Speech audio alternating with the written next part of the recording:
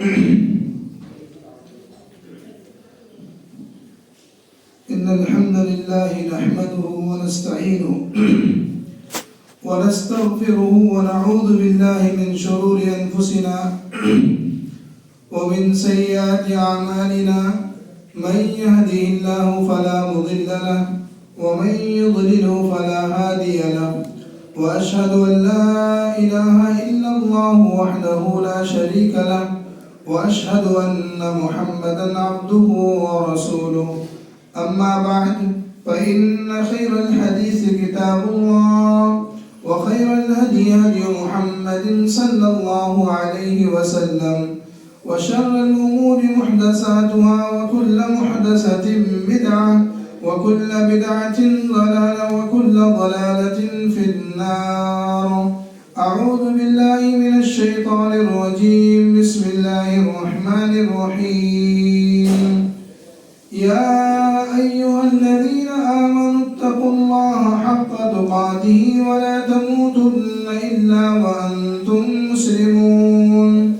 يا أيها الناس اتقوا ربكم الذي خلقكم من نفس واحدة وخلق منها زوجها وبث منهما رجالا كثيرا ونساء واتقوا الله الذي تساءلون به والأرحام إن الله كان عليكم رقيبا.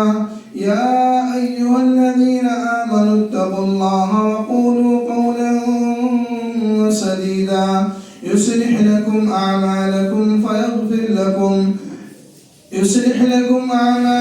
فيغفر لكم ذنوبكم ومن يطع الله ورسوله فقد فاز فوزا عظيما. وقال الله تعالى في مقام آخر فخلف من بعدهم خلف أضاعوا الصلاة واتبعوا الشهوات فسوف يلقون غيا. وقال في مقام آخر سبحانك لا علم لنا إلا ما علمتنا إنك أنت العليم الحكيم. رب اشرح لي صدري ويسر لي أمري واحلل عقدة من لساني يفقهوا قولي رب زدني علما. معزز سامعین،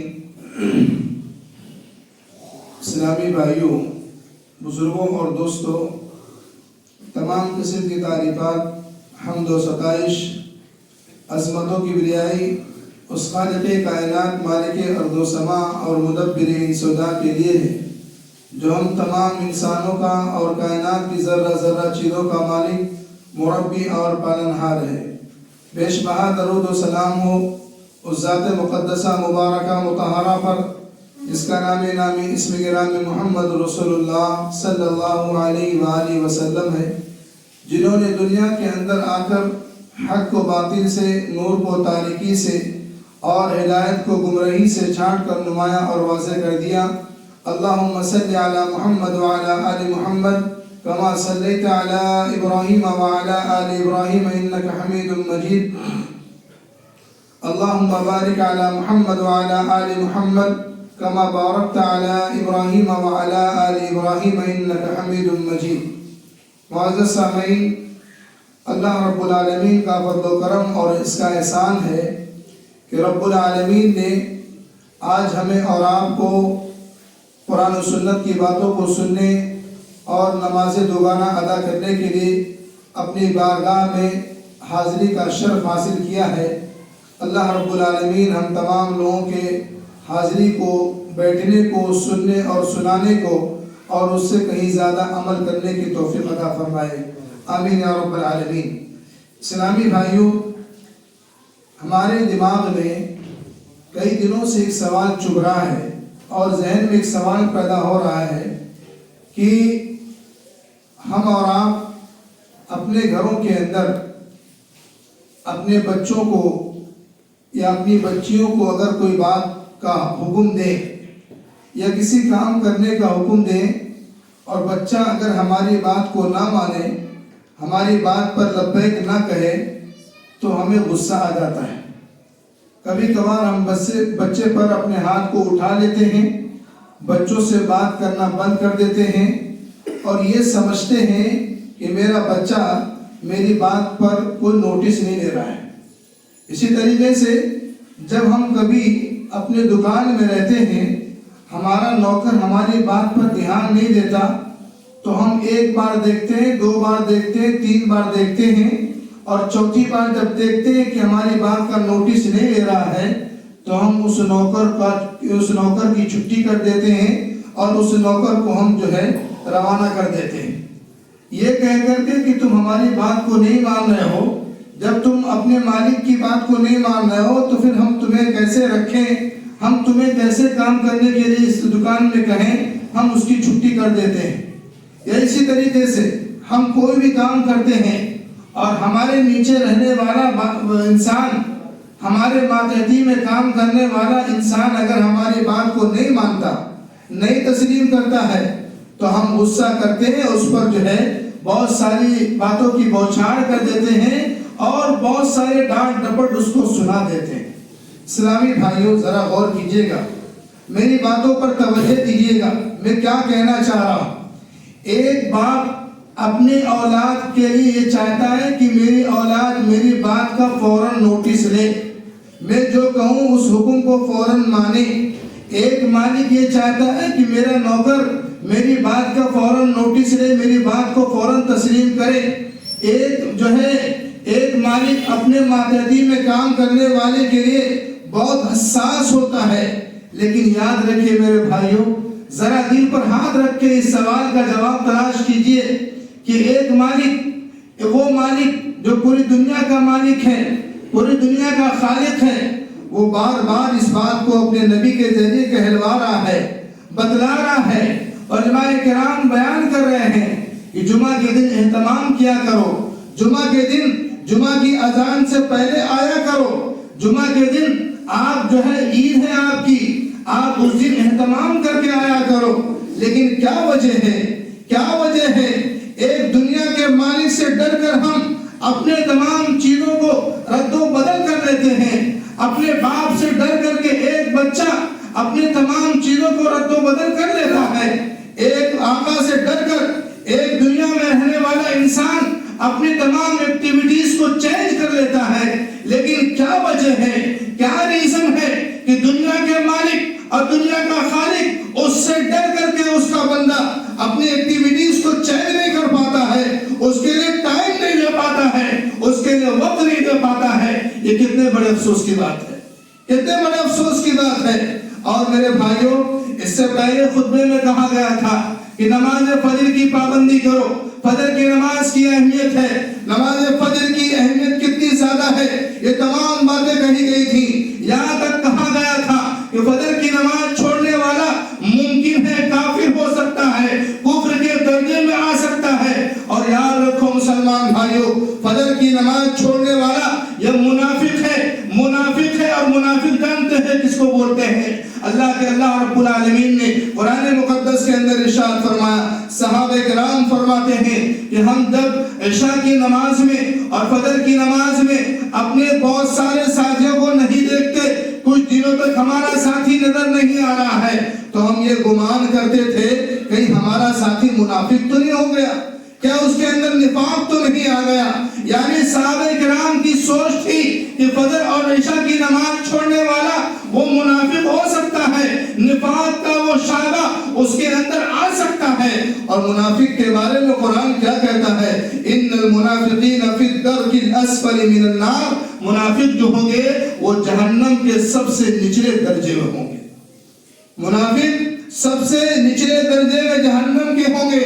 اب غور کیجئے، ہمارا فجر کی نماز کے تعلق سے کتنی حدیثیں سنے تھے، کتنی قرآن کی آیتیں ہم نے سنا تھا، لیکن کیا ہم نے اپنے مالک کی باتوں پر غور کیا؟ کیا ہم نے اپنے نبی کی بات پر نوٹس لیا؟ کیا ہم نے اپنے نبی کی بات کو عملی جامہ پہنایا؟ اگر نہیں پہنایا تو کیسے مسلمان ہیں ہم کیسے مسلمان ہیں؟ وہ مسلمان ہو ہی نہیں سکتا جو نبی کی بات کو نہ مانے، جو اپنے رب کی بات کو نہ مانے، وہ مسلمان نہیں ہو سکتا، وہ پکا سچا بندہ نہیں ہو سکتا ہے۔ ارے سچا بندہ تو وہ ہوگا جو اپنے رب کی باتوں پر عمل کرے گا۔ آج دنیا کے اندر فرما بردار اولاد کس کو کہا جاتا ہے؟ جو اپنے ماں باپ کی بات کو مانے، جو اپنے ماں باپ کی باتوں کو تسلیم کرے، اگر نہیں مانے تو اس کو کیا بولیں گے؟ نافرمان اولاد ہے۔ لیکن پھر بھی کبھی کبھار ماں باپ کے سامنے اگر کوئی آدمی پوچھتا ہے آپ کا بچہ کیسا ہے، جبکہ ماں باپ کی بات نہیں ماننا ہے، تو ماں باپ جو ہے اپنے اولاد کے اس برائی کو چھپا لیتے ہیں اور کہتے ہیں نہیں میرا بچہ بہت اچھا ہے۔ میرے بھائیوں ذرا غور کیجئے، ایک باپ اپنی نافرمان اولاد کی برائیوں کو چھپاتا ہے اور یہ باپ یہ اپنے دل میں کہتا ہے کہ میرا بچہ میری بات کو نہیں مانا ہے، لہذا میرا بچہ میرا نافرمان ہے، ماں باپ کا نافرمان ہے۔ آج ذرا غور کیجئے، آج ہم اللہ اور اس کے رسول کی کتنی نافرمانی کر رہے ہیں۔ ذرا سوچئے میرے بھائی، ذرا سوچئے، آئیے دل کہہ رہا ہے، ذرا غور کیجئے کہ آج ہم اور آپ دن بھر میں کتنی نافرمانی کر رہے ہیں اللہ اور اس کے رسول کی، اور پھر بھی کہتے ہیں کہ ہم تو بہت پکے سچے کیا ہیں؟ قرآن و سنت کے ماننے والے ہیں، قرآن و سنت کے ماننے والے ہیں۔ یہ مت سوچئے کہ کہنے والا کون ہے، یہ دیکھیں کہنے والا کہہ کیا رہا ہے۔ ہم کتنی قرآن و سنت کی باتوں پر عمل کرتے ہیں، اگر قرآن و سنت کی باتوں پر عمل نہیں کرتے ہیں تو چھوڑ دیجئے اپنے آپ کو مسلمان کہلانا، چھوڑ دیجئے یہ کہنا کہ ہم قرآن و سنت کے پابند ہیں۔ جب قرآن و سنت کا پابند وہی ہو سکتا ہے جس کے اخلاق سے، جس کے کردار سے، جس کے تمام چیزوں سے یہ ظاہر ہو کہ یہ نہیں یہ آدمی بہت پکا سچا مسلمان ہے، یہ آدمی نمازی ہے، یہ آدمی دیندار ہے، یہ آدمی قرآن کی تلاوت کرنے والا ہے، وہی پکا سچا مسلمان ہو سکتا ہے جو اپنے رب کی باتوں کو مانے، جو اپنے رب کی باتوں کو تسلیم کرے۔ اسلامی بھائیوں، اسی لیے قرآن کریم کیا کہتا ہے معلوم ہے؟ قرآن کریم نماز کے ضائع کرنے والوں کو کیا کہتا ہے؟ سنیے غور سے، نماز کے ضائع کرنے والوں، نماز کو چھوڑ دینے والوں، نماز کے معاملے میں سستی اور لاپرواہی کرنے والوں، قرآن کریم کا یہ فرمان سنیے۔ قرآن کریم کہتا ہے فَخَلَفَ مِن بَعْدِهِمْ خَلْفٌ أَضَاعُوا الصَّلَاةَ وَاتَّبَعُوا الشَّهَوَاتِ۔ اللہ کے انبیاء اور رسول کے بعد، اللہ کے نیک بندوں کے بعد ایسے لوگ بھی دنیا کے اندر آئے، اضاعوا الصلاۃ، جن لوگوں نے اللہ کے بندوں نے، جن لوگوں نے نماز کو ضائع کر دیا، نماز کو چھوڑ دیا، نماز میں سستی کیا، نماز میں کائلی سے کام لیا، واتبعوا الشہوات، نماز کو چھوڑا کیوں معلوم ہے؟ اپنے نفسانی خواہشات کو پورا کرنے کے لیے، اپنے خواہش کو پورا کرنے کے لیے نماز کو چھوڑ دیا۔ اللہ رب العالمین نے فرمایا جس نے اپنے خواہش کو پورا کرنے کے لیے نماز کو چھوڑا، اللہ کے حکم کو چھوڑا، نبی کے فرمان کو چھوڑا، وَاتَّبَعُوا الشَّهَوَاتِ فَسَوْفَ يَلْقَوْنَ غَيًّا، تو اس کا ٹھکانہ کیا ہوگا؟ جہنم ہوگا۔ مفسرین لکھتے ہیں غی کس کو بولتے ہیں؟ غی بولتے ہیں ایک جہنم کی وادی ہے، ایک جہنم کا نالہ ہے، جس نالے سے جہنم میں جو خون اور پیپ بہتے ہوں گے، اور وہاں سے گندا نالا وہاں سے بہتا ہوگا، اور اس نالا اس وادی کے اندر اس نماز کے ضائع کرنے والوں کا انجام ہوگا۔ اللہ اکبر۔ ذرا غور کیجئے میرے بھائیوں، قرآن کریم کا اس آیت کا مطالعہ ضرور کر لیجئے گا۔ قرآن کریم نے کہا نماز کو ضائع وہی لوگ کرتے ہیں جو اپنے خواہشات کی پیروی کرتے ہیں، اپنے خواہشات کے پیچھے چلتے ہیں، دنیا ڈھونڈنے کے لیے پیچھے چلتے ہیں، دنیا کماتے ہیں، اور دنیا کے پیچھے لگ کر کے وہ اللہ اور اس کے رسول کی نافرمانی کر بیٹھتے ہیں۔ ایسے لوگوں کا کیا ٹھکانہ ہے؟ جہنم ٹھکانہ ہے۔ اسلامی بھائیوں، آج کے میرے خطبہ جمعہ کا جو موضوع ہے، اسی سے ربط ہے اس کا، اسی سے اس کا تعلق ہے، اور وہ کیا ہے؟ کامیاب زندگی کا ایک قیمتی راز۔ اگر زندگی کامیاب بنانا چاہتے ہیں، اگر زندگی کو پرسکون بنانا چاہتے ہیں، زندگی کے اندر بھینی بھینی ہوائیں لانا چاہتے ہیں، زندگی کے اندر اپنے اولاد کو بہترین دیکھنا چاہتے ہیں، تو میرے بھائیوں کامیاب زندگی کا ایک قیمتی راز ہے عبادت میں شوق۔ عبادت میں شوق ہونا چاہیے، عبادت میں جذبہ ہونا چاہیے، عبادت کو اچھے انداز میں کرنا چاہیے، عبادت کو اصل طریقے سے کرنا چاہیے۔ عبادت میں اگر شوق نہیں رہا تو کتنی بھی اچھی عبادت کر لیجئے، آپ کی عبادت قابل قبول نہیں ہوگی۔ یاد رکھیے میرے بھائیوں، آج ہم جب اللہ کی عبادت کرتے ہیں تو ہماری عبادت میں کیا ہونا چاہیے؟ شوق ہونا چاہیے۔ شوق کسے کہتے ہیں؟ شوق کا مطلب یہ ہے کہ جو بھی اللہ کی عبادت کا طریقہ اپنائیں اس میں شوق، ولولہ اور جذبہ، اس میں سبقت اور ذوق نظر آنا چاہیے۔ عبادت میں شوق کا مل جانا یہ دنیا اور دنیا کی تمام چیزوں سے بہتر ہے۔ یقین جانیے کہ عبادت میں شوق کا مل جانا، جذبے کا مل جانا اتنا بڑا نور ہے کہ اس سے اللہ رب العالمین زندگی کی تمام تر تاریکیاں ختم فرما دیتے ہیں۔ ہمارا حق بنتا ہے کہ جب ہم اللہ کی عبادت کے لیے آئیں تو ہمارے دل میں شوق اور رغبت ہو، ہمارے دل باہوش ہو کر اللہ سبحانہ و تعالیٰ کی عبادت کریں۔ عبادت کے اندر اگر جب تک شوق نہیں ہوگا، جب تک ہمارے عبادت کے اندر ہمیں مزہ نہیں آئے گا۔ ایک انسان جب گھر سے نکلتا ہے یہ سوچ کر نکلتا ہے مجھے نماز پڑھنی ہے، اس کے دل کے اندر اللہ کا ڈر ہوتا ہے، شوق ہوتا ہے۔ جب وہ نماز میں کھڑا ہوتا ہے یہ سوچتا ہے کہ میں نماز میں اللہ سے بات کر رہا ہوں، اللہ کے سامنے کھڑا ہوں، اور جب اس کا دل عبادت میں لگتا ہے تو اللہ کی قسم ہے ایسے آدمیوں سے پوچھو، اللہ کے بندوں سے پوچھو کہ عبادت میں کتنا مزہ آتا ہے۔ دنیا اور دنیا کے اندر کیا ہو رہا ہے اس سے کوئی مطلب نہیں ہوتی ہے اس آدمی کو۔ آپ جا کر حرم کے اندر نماز پڑھیے، حرم میں جب آپ نماز پڑھیں گے اللہ رب العالمین آپ کو وہ موقع نصیب فرمائے، حرم کے اندر آپ جب نماز پڑھیں گے آپ کو احساس ہوگا کہ دنیا کوئی چیز نہیں ہے، دنیا کی حقیقت کچھ نہیں ہے، دنیا کی تمام آشائشیں ہمارے لیے اس ساری چیز کے سامنے فیل ہے۔ جب انسان وہاں پر نماز پڑھتا ہے تو سوچتا ہے کہ میں زندگی پر یہی رہوں، یہاں سے کبھی باہر نہ جاؤں۔ وہ شوق اور وہ جذبہ، وہ رغبت اور وہ ولولہ اس کے اندر اٹھتا ہے کہ اس کے معلوم ہوتا ہے کہ حقیقت میں اللہ کی عبادت کرنے سے کتنا فائدہ نصیب ہوتا ہے۔ اسلامی بھائیوں، اسی لیے عبادت میں شوق ہونا چاہیے۔ میں آپ کو آج کے خطبہ جمعے میں چند واقعات کی روشنی میں بتاؤں گا کہ ہمارے انبیاء، ہمارے اولیاء، ہمارے اصحاب، ہمارے صحابہ کس طریقے سے اپنی عبادت میں شوق رکھتے تھے، ان کی عبادت میں شوق ہوتا تھا، تب جا کر کے وہ اللہ کے محبوب بندے بنے۔ اسلامی بھائیوں، حضرت موسیٰ علیہ السلام کا واقعہ ہم لے لیتے ہیں۔ حضرت موسیٰ علیہ السلام کو جب اللہ نے کہا کہ اے موسیٰ کوہ طور کے دامن میں اپنے ساتھیوں کو لے کر کے آپ آؤ، ہم آپ سے وعدہ کرتے ہیں کہ ہم آپ کو ایک کتاب ہدایت دیں گے اور اس کتاب کو لے کر کے آپ اپنے قوم میں جائیے گا اور اس کتاب کے ذریعے سے، اس کی تعلیمات کے ذریعے سے اپنے لوگوں کے اندر جو ہے وہ دین کی تعلیم جو ہے پھیلائیے گا۔ لہذا موسیٰ علیہ السلام کوہ طور کے دامن میں 70 اپنے ساتھیوں کو لے کر جو ہے جب نکلتے ہیں اپنے گھر سے تو کیا ہوتا ہے، آپ کے ساتھی پیچھے پیچھے ہیں اور موسیٰ علیہ السلام جلدی اللہ کی طرف کوہ طور کے دامن میں پہنچنا چاہتے ہیں، پہنچ جاتے ہیں۔ اللہ رب العالمین نے پوچھا وَمَا أَعْجَلَكَ عَنْ قَوْمِكَ يَا مُوسَىٰ، اے موسیٰ تمہیں کس چیز نے اپنی قوم کو چھوڑ کر جلدی میرے پاس پہنچنے کے لیے کہا، تجھے کس چیز نے لایا ہے؟ موسیٰ علیہ السلام نے کیا کہا؟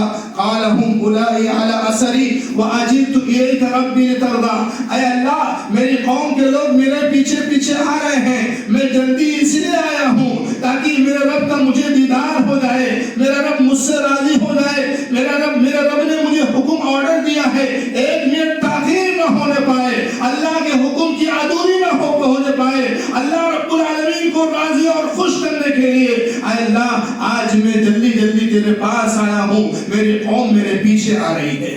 اللہ اکبر، ذرا غور کیجئے، اللہ رب العالمین کی ایک حکم کی جو ہے ایک حکم کو مانتے ہوئے موسیٰ علیہ السلام اپنی قوم کو پیچھے چھوڑ کر کے جلدی کوہ طور کے دامن میں پہنچ جاتے ہیں اور کہتے ہیں اللہ میں تجھے راضی کرنے کے لیے اور خوش کرنے کے لیے تیرے پاس جلدی آیا ہوں۔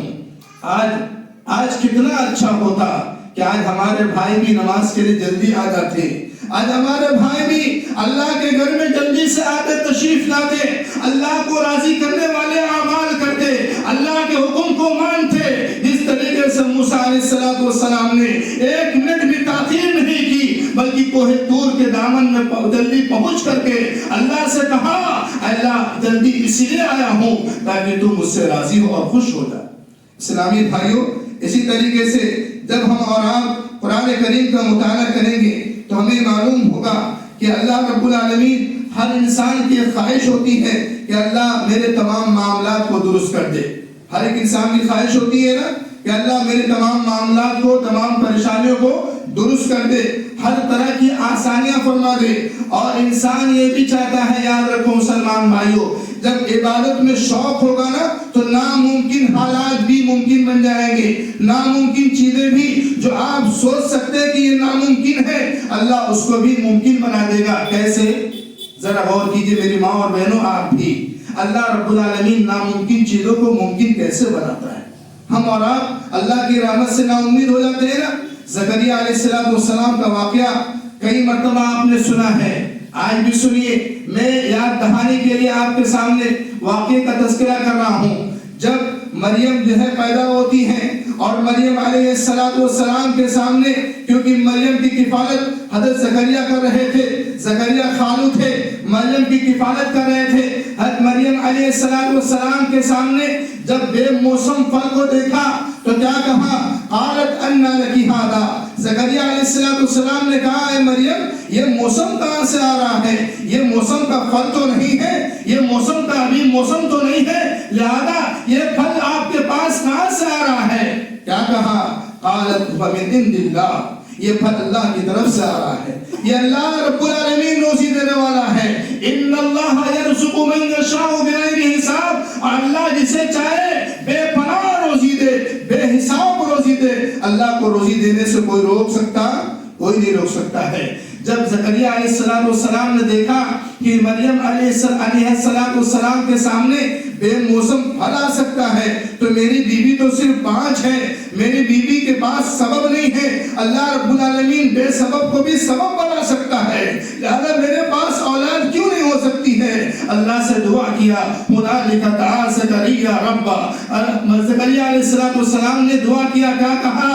اے اللہ، قال ربی انی وہن العظم منی واشتعل الراس شیبا، اے اللہ میری ہڈیاں کمزور ہو چکی ہیں، میں بوڑھا ہو چکا ہوں، میرے سر کے بال سفید ہو چکے ہیں، وامرأتی عاقر، اور میری بیوی باج ہو چکی ہے، وہ اس عمر کو پہنچ چکی ہے کہ اب اس کے پاس اولاد نہیں ہو سکتی ہے۔ دنیاوی طریقے سے اور دنیاوی معاملے کو دیکھ کر کے میری بیوی باج ہو چکی ہے، میری ہڈیاں کمزور ہو چکی ہیں، میرے سر کے بال سفید ہو چکے ہیں، لیکن اے اللہ میں تجھ سے ایک ہی درخواست کرتا ہوں، ایک گزارش کرتا ہوں، اے اللہ جب بھی میں نے تجھ سے دعا مانگا ہے، میری دعا کبھی بھی ضائع نہیں ہوئی ہے، میری دعا کو تو نے سنا ہے اللہ، آج میں تجھ سے دعا مانگ رہا ہوں، آج تجھ سے کہہ رہا ہوں، اے اللہ میں اکیلا ہوں، میرا کوئی وارث مجھ کو دے دے، میرا ساتھی مجھ کو دے دے۔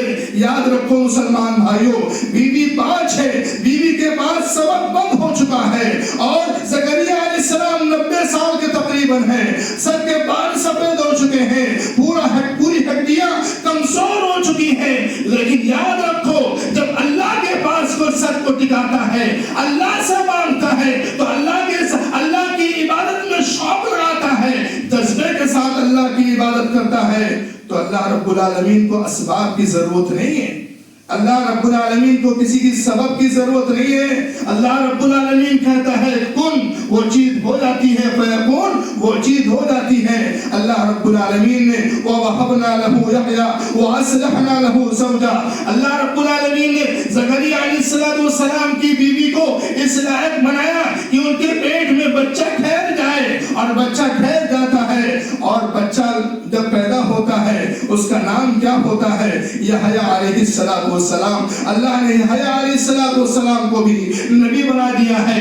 اللہ رب العالمین کے ہاں کسی چیز کی کمی نہیں ہے میرے بھائیوں، ناممکن چیز بھی اللہ کے ہاں ممکن بن سکتی ہے۔ اللہ کو پکارو تو صحیح، اللہ کی عبادت میں شوق تو لگاؤ، اللہ کو جب یاد کرو تو دل سے یاد کرو۔ اللہ اپنے بندوں کو کبھی بھی ضائع اور رائگاں نہیں کرتا ہے۔ اللہ اپنے بندوں کے ہاتھ کو گرنے سے پہلے اس کی تمام فریادوں کو سن لیتا ہے، لیکن شرط ہے کہ بندہ اپنے اللہ کو دل سے پکارے، شوق کے ساتھ پکارے۔ اسلامی بھائیوں، اسی طریقے سے ہم اور آپ جب اللہ کی عبادت میں شوق لگاتے ہیں ہماری تمام جو ہے پریشانیاں دور ہو جاتی ہیں۔ اللہ رب العالمین نے اپنے نبی جناب محمد رسول اللہ صلی اللہ علیہ وسلم کو خطاب کرتے ہوئے کہا فَإِذَا فَرَغْتَ فَانْصَبْ وَإِلَىٰ رَبِّكَ فَارْغَب، اے نبی جب آپ فارغ ہو جائیے اپنے کام سے، اپنے دینی کام سے، اپنے گھریلو کام سے فارغ ہوئیے تو اللہ کی عبادت کیجئے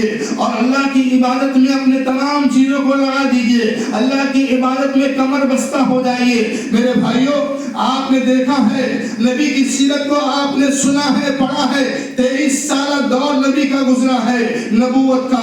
اللہ کے نبی علیہ السلام کے بارے میں حضرت حذیفہ رضی اللہ تعالیٰ عنہ فرماتے ہیں اللہ کے نبی نے ارشاد فرمایا، اللہ کے نبی صلی اللہ علیہ وسلم کے ساتھ میں نے ایک رات قیام کیا۔ رات میں قیام کا مطلب رات میں نماز کے لیے کھڑا ہوا، اللہ کے نبی نے سورہ بقرہ کی تلاوت شروع کر دی۔ میں کھڑا ہوں، اللہ کے نبی تلاوت کر رہے ہیں، سورہ بقرہ کی 100 آیت ہو چکی ہے، میں سمجھا کہ 100 آیت پر اللہ کے نبی رکوع کریں گے، لیکن اللہ کے نبی آگے بڑھ جاتے ہیں، 200 آیت پر 200 آیت پہنچ جاتے ہیں، میں سوچا کہ 200 آیت پر اللہ کے نبی رکوع کریں گے، لیکن اللہ کے نبی علیہ السلام سورہ بقرہ پڑھتے جا رہے ہیں، سورہ بقرہ ختم ہو جاتی ہے، سورہ بقرہ کے بعد سورہ آل عمران پڑھتے ہیں، وہ بھی ختم ہو جاتی ہے، سورہ آل عمران کے بعد سورہ نساء پڑھتے ہیں، وہ بھی ختم ہو جاتی ہے۔ میں نے دیکھا اللہ کے نبی علیہ السلام کو جب اللہ کے نبی قرآن پڑھ رہے تھے، جہاں پر رحمت کا مطلب معنی آ رہا تھا، رحمت کی آیتیں آ رہی تھی، اللہ سے رحمت کا سوال کر رہے تھے، اللہ تو ارحم الراحمین ہے، اللہ سے رحمت کا سوال کر رہے تھے، اور جہاں پر عذاب کا تذکرہ آ رہا تھا، اللہ رب العالمین سے عذاب سے پناہ مانگ رہے تھے، جہنم کے عذاب سے پناہ مانگ رہے تھے۔ یہ نبی کا شوق تھا عبادت کے تعلق سے، یہ نبی کا اللہ سے تعلق تھا۔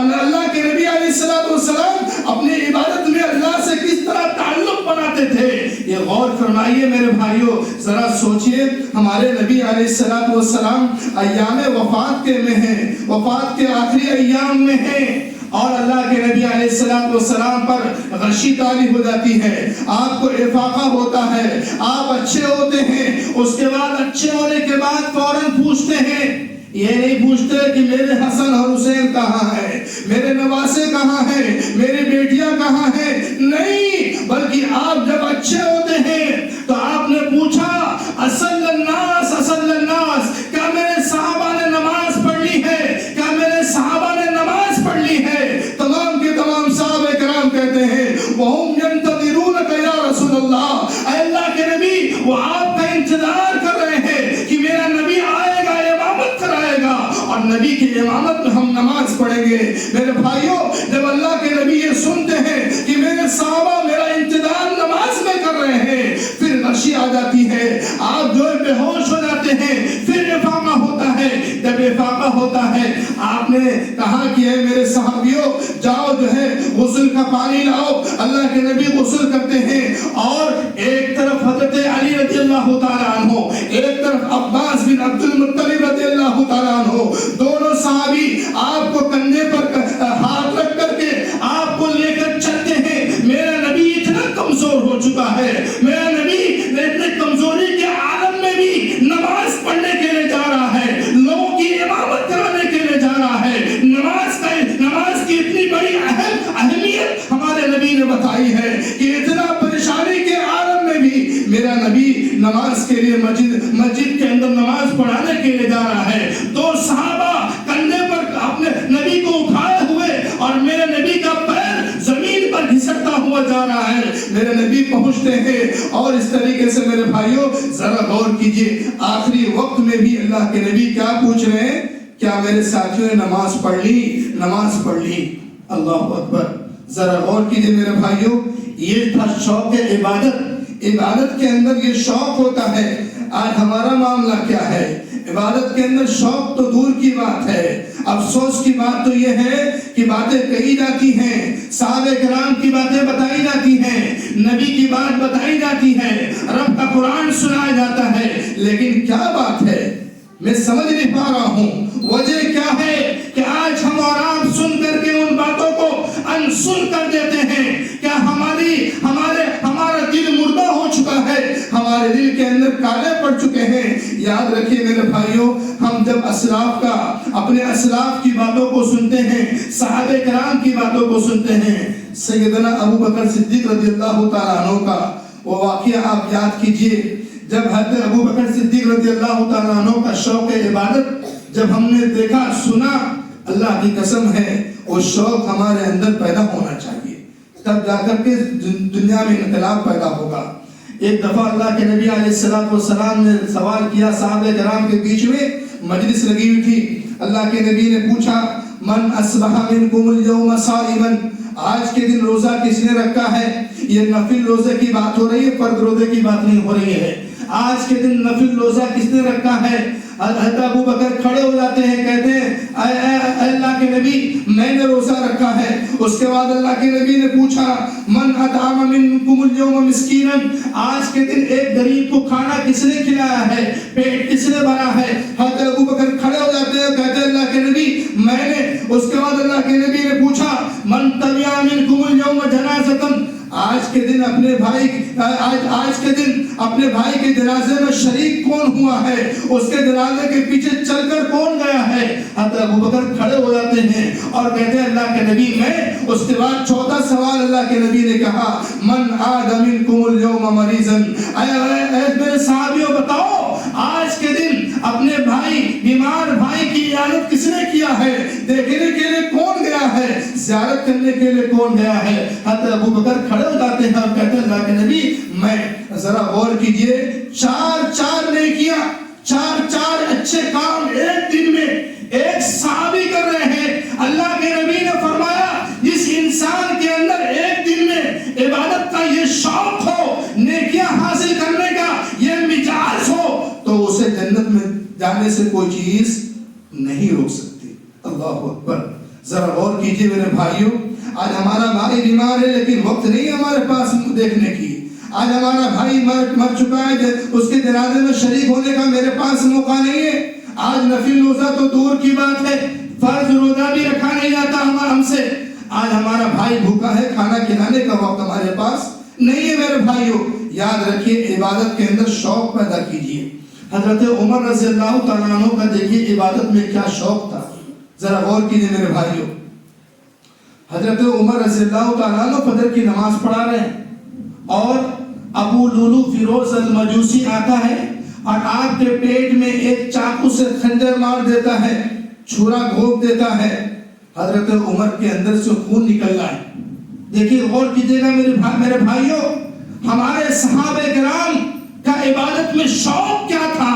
نماز کی حالت میں خنجر مارا گیا، خون نکل رہا ہے، نماز پیچھے ہو کر کے، پیچھے عبد الرحمن بن عوف تھے، ان کو آگے کیا، اپنے مصلی پر کیا، آپ سائیڈ ہو جاتے ہیں، نماز ختم ہوتی ہے، آپ بے ہوشی کے عالم میں ہیں، آپ تمام ساتھی آپ کو لے کر کے چلے جاتے ہیں، گھر پر چھوڑ دیتے ہیں، گھر پر آرام کرنے لگتے ہیں۔ میرے بھائیوں، حضرت مسور بن مخزمہ ایک صحابی ہیں، وہ آتے کہتے ہیں کیا حضرت عمر نے نماز مکمل کی؟ تمام کے تمام ساتھیوں نے کہا کہ آپ نہیں دیکھ رہے ہیں کہ بے ہوشی کے عالم میں ہے تو عمر ہے، نماز کیسے پڑھیں گے؟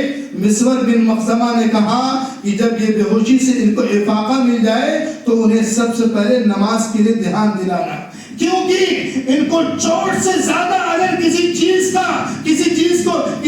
کے لیے پریشان ہوں گے تو وہ نماز کو ضائع ہونے کے لیے پریشان ہو جائیں گے کہ میری نماز ضائع ہو گئی ہے۔ چوٹ کی پرواہ نہیں کریں گے، وہ اپنے زخم کی پرواہ نہیں کریں گے، لیکن نماز کے ضائع ہونے کی وہ پرواہ کریں گے۔ میرے بھائیوں، یہ تھے ہمارے صحابہ کرام کہ ایسے عالم میں بھی عبادت میں شوق ہے ان کا، اللہ سے تعلق ہے، تب تو زندگی جو ہے سکون والی بنی ہے، تب تو دنیا کے اندر انقلاب پیدا ہوا ہے۔ اسلامی بھائیوں، یہی نہیں، ایک بہت بڑے امام ہیں، امام اعمش رحمت اللہ علیہ۔ امام اعمش رحمت اللہ علیہ کے بارے میں جب ہم اور آپ پڑھتے ہیں تو ہمیں معلوم ہوتا ہے یہ اللہ کے بہت نیک بندے تھے۔ ان کا اصل نام کیا تھا؟ سلیمان بن مہران۔ ان کا اصل نام سلیمان بن مہران تھا، یہ کوفہ کے رہنے والے تھے۔ امام اعمش رحمت اللہ علیہ، یہ اعمش ان کا لقب تھا۔ لقب کیسے ہوا معلوم ہے؟ عربی کے اندر اعمش کہتے ہیں جس کو کم دکھائی دیتا ہو آپ سے اس کو آمش کہتے ہیں. ان کو کم دکھائی کیسے دیتا تھا؟ یہ بچپن سے یعنی جب سے انہوں نے بلوغت حاصل کیا وہ اسی وقت سے اللہ کے سامنے اتنا روتے تھے، اللہ کے سامنے اتنا روتے تھے، آنسو بہاتے تھے کہ روتے روتے جب ان کی عمر پہنچی تو ان کی آنکھ کی بینائی دھیرے دھیرے جاتی رہی، ان کی آنکھ کی بینائی کمزور ہوتی رہی، آنکھ کمزور ہو گئے ان کے، اس لیے ان کا لقب آمش پڑ گیا. میرے بھائیوں، امام آمش رحمۃ اللہ علیہ کے بارے میں آتا ہے کہ انہوں نے 20 سالہ زندگی میں ایک بھی وقت زور سے سنیے گا، 20 سالہ زندگی میں ایک بھی وقت تکبیر اولا سے پہلی تکبیر پہلی رکعت ان کی کبھی بھی چھوٹی نہیں. انہوں نے کہا ایک دن کی نماز میری چھوٹ گئی تھی، ایک وقت کی نماز میری چھوٹ گئی تھی جماعت سے. وہ کیسے چھوٹی؟ وہ اس طرح چھوٹی کہ میری والدہ کا انتقال ہو گیا اور میں اپنی والدہ کی تجہیز و تکفین میں لگا رہا اور میری ایک وقت کی نماز جماعت سے چھوٹ گئی. اللہ اکبر. میرے بھائیوں، آج ہم اور آپ نماز کے لیے آتے ہیں، سب سے پہلے وضو خانے میں 10 منٹ بات ہوتی ہے، پھر نماز میں ہم مشغول ہوتے ہیں، نماز ہماری چھوٹ جاتی ہے، تکبیر اولا چھوٹ جاتی ہے، ہم چھوڑ دیتے ہیں. یاد رکھو کتنے بڑے بد نصیب ہیں ہم مسجد میں آ کر کے ہم تکبیر اولا چھوڑ دے رہے ہیں. یہ ہمارے لیے بد نصیبی کی بات نہیں تو اور کیا ہے میرے بھائیوں. امام آمش 20 سال تک ایک بھی ایسی نماز نہیں جو تکبیر اولا چھوٹ جائے، اور اگر ایک نماز جماعت سے چھوٹتی ہے تو والدہ کی وفات کے لیے انہوں نے جو قربانی دے رہے تھے اس بدولت جماعت سے نماز چھوٹ گئی تو وہ پچھتاتے ہیں کاش کہ یہ نماز بھی میں جماعت سے پڑھ لیتا. اللہ اکبر. میرے بھائیوں ذرا غور کیجئے، آج یاد رکھیے نماز کے اندر عبادت میں شوق نہیں ہوگا. آج ہم لوگ کی نماز کیسے ہوتی معلوم ہے؟ ہم نماز وضو بھی فٹافٹ بناتے ہیں، ایسا لگتا ہے 1 منٹ کے اندر وضو ہوا، نماز بھی آئے پڑھا، نماز کے اندر بھی ہمارا دل نہیں لگتا، موبائل بھی بج رہا ہے، ہم موبائل سے بات بھی کر رہے ہیں، نماز ختم ہوتے ہی فوراً جاتے ہیں موبائل کو دیکھتے ہیں. یہ موبائل ہمارے لیے رحمت کم ہے، زحمت زیادہ ہے. آج ہمارا دل نماز میں لگتا ہی نہیں ہے. آج نماز میں آتے بھی ہیں تو دل نماز میں نہیں لگتا. 10 منٹ نماز میں کھڑے نہیں ہو پاتے. اگر امام لمبی رکعت کر دیا تو اس کے لیے بھی پریشانی کہ اتنی لمبی رکعت ہونی چاہیے، ہمارے پیر میں درد ہو رہا ہے. اسلامی بھائیوں، آج نماز کیسے پڑھتے ہیں؟ ہم نماز کے اندر بس جلدی سے قیام کیا، رکوع کیا، جیسے ایک کوا چونچ مارتا ہے اس طریقے سے ہماری نماز ہوتی ہے، نہ رکوع صحیح نہ سجدہ صحیح. یاد رکھو مسلمان بھائیوں، میں اللہ کے نبی کا ایک فرمان سناتا ہوں، جو لوگ جلدی جلدی نماز پڑھتے ہیں عبادت کے اندر شوق نہیں ہوتا، عبادت کے اندر سکون نہیں ہوتا، عبادت کے اندر اطمینان نہیں ہوتا ہے. اللہ کے نبی علیہ السلام نے کیا بیان فرمایا؟ اللہ کے نبی صلی اللہ علیہ وسلم ارشاد فرماتے ہیں کہ قیامت کے دن اللہ رب العالمین کے سامنے ایک آدمی لایا جائے گا اور اللہ رب العالمین اس سے سوال کریں گے. قیامت کے دن اللہ رب العالمین کے سامنے ایک آدمی کو حاضر کیا جائے گا اور اس آدمی سے اللہ سوال کریں گے، بتلاؤ تم نے دنیا میں کیا کیا، کیا کر آئے ہو؟ تو وہ کہے گا، بندہ جواب دے گا، اے اللہ 60 سالہ زندگی تو نے دی تھی، میں نے نماز پڑھی ہے، قرآن کی تلاوت کیا ہے، نماز پڑھ کر کے اپنے وقت کو گزارا ہے. اللہ کہے گا تجھے ایک بھی نماز کا ثواب نہیں ملے گا. ہمارا کہیں پر کام کرتے ہیں نا، اگر صبح سے شام تک کام کیے اور شام میں مالک بولے پیسہ نہیں ملے گا تو کیسا لگے گا آپ کو؟ کیسا لگے گا؟ کام چھوڑ دیں گے، غصہ آئے گا، اس کو مار بھی سکتے ہیں. میرے بھائیوں، کیوں؟ اس نے آپ کو آپ کی محنت کا اجر نہیں دیا ہے، محنت کا آپ کو صلہ نہیں دیا ہے. تو مالک نوکر پوچھے گا کیوں نہیں دے رہے؟ تو مالک بولے گا تم نے 10 منٹ بیٹھا 10 منٹ کام کیا، 10 منٹ بیٹھے 10 منٹ کام کیا، تم نے اچھے سے کام کیا ہی نہیں، میں تم کو پیسہ کیسے دوں، تم کو بدلہ کیسے دوں؟ اللہ بھی یہی کہے گا کہ اے میرے بندے، تو نماز تو پڑھتا تھا، نماز میں آتا تو تھا، لیکن تو جب نماز پڑھتا تھا تیری نماز صحیح نہیں ہوتی تھی، تیرا رکوع صحیح نہیں ہوتا تیرا سجدہ صحیح نہیں ہوتا تھا، تیری نماز میں اطمینان نہیں تھا، تیری نماز میں سکون نہیں تھا۔ جب تو نماز پڑھتا تھا تیرا دھیان کاروبار میں رہتا تھا، جب تو نماز پڑھتا تھا تیرا دھیان موبائل میں رہتا تھا، تو جیسے ہی نماز ختم کرتا فوراً موبائل میں لگ جاتا۔ جب تو دنیا میں مشغول رہتا تو دنیاوی ہی میں رہے، اب تجھے آخرت میں کوئی بدلہ نہیں ملے گا۔ آج ہماری نماز کیسے ہوتی معلوم ہے؟ آج ہماری نماز ہوتی ہے، ہم جب نماز میں کھڑے ہوتے ہیں تو دکانوں کا حساب بھی کرتے ہیں۔ ایک آدمی سے سوال کیا گیا، ایک امام صاحب نے نماز کے اندر جو ظہر کی نماز 3 رکعت پڑھائی، سلام پھیر دیا، جب پیچھے والے سے پوچھا گیا کہ بھائی نماز امام صاحب نے کتنا پڑھائی، تو پیچھے والے نے کسی ایک شخص نے کہا کہ نہیں امام صاحب آپ نے 3 رکعت پڑھائی ہے، 1 رکعت باقی ہے۔ اس سے پوچھا گیا بھائی کیسے آپ کو معلوم ہے؟ اس نے کہا میرے پاس 4 دکان ہے اور 4 رکعت میں چاروں دکانوں کا حساب کرتا ہوں، 3 دکان تک پہنچا ہوں، معلوم یہ ہوا کہ 3 رکعت آپ نے پڑھی ہے، 1 دکان کا حساب باقی ہے، لہذا 1 رکعت باقی ہے۔ یہ ہمارا مزاج ہے، یہ ہماری سوچ بن چکی ہے۔ ہم اپنی نمازوں میں دکان کا حساب بھی کرتے ہیں، اپنی نمازوں میں دنیا کا حساب بھی کرتے ہیں۔ عبادت میں شوق لائیے میرے بھائیوں، عبادت میں شوق لائیے، زندگی کی تاریکیاں ختم ہوگی، نور آئے گا، ہمارا سکون ہمارا واپس آ جائے گا، زندگی میں انقلاب پیدا ہوگا۔ میں اللہ رب العالمین سے دعا کروں گا اور اپنے تمام ساتھیوں کے لیے اللہ سے دعا مانگوں گا کہ رب العالمین ہمارے ساتھیوں کی ہماری عبادت میں اللہ شوق پیدا فرما دے، ہمارے اپنے سچے دل سے اور اطمینان و سکون کے ساتھ اللہ کے سامنے کھڑا ہونے، رکوع کرنے، سجدہ کرنے کی توفیق عطا فرما دے۔ رب العالمین ہمیں اچھے ڈھنگ سے اطمینان و سکون کے ساتھ پورے جوش اور ولولے کے ساتھ اے اللہ تیری عبادت کرنے کی توفیق عطا فرما۔ اے اللہ وہ جوش اور وہ جذبہ، وہ ولولہ پیدا کروا دے جو ہمارے نبی میں تھا، ہمارے صحابہ کرام میں تھا، ہمارے ائمہ کرام میں تھا، ہمارے اسلاف میں تھا۔ وہ جوش اور جذبہ کی زخم بھی نکل رہے ہیں اور خون بھی نکل رہا ہے، لیکن نماز کی فکر ہے۔ ہمارے نبی بے ہوشی کے عالم میں ہے، پھر بھی نماز کی فکر ہے کہ میرے ساتھیوں نے نماز پڑھی کہ نہیں پڑھی۔ اے اللہ ہمیں بھی نماز کی اہمیت کو سمجھنے کی توفیق عطا فرما دے۔ اے اللہ سب سے پہلے مجھے نماز کی پابندی کرنے کی توفیق عطا فرما، نماز کے اندر جستجو اور رغبت پیدا کرنے کی توفیق عطا فرما۔ رب العالمین ہمارے ساتھیوں کو بھی اللہ عبادت سے جوڑ دے، اللہ رب کے تعلق سے جوڑ دے، رب سے رشتہ مضبوط کروا دے۔ رب العالمین ہمارے گناہوں کو معاف فرما دے، ہماری خطاؤں کو معاف فرما دے، اور ہمارے جو بھائی دنیا سے گزر چکے ہیں ان کے قبر کو نور سے منور کر دے اور جنت الفردوس میں اعلیٰ مقام نصیب فرما۔ آمین یا رب العالمین۔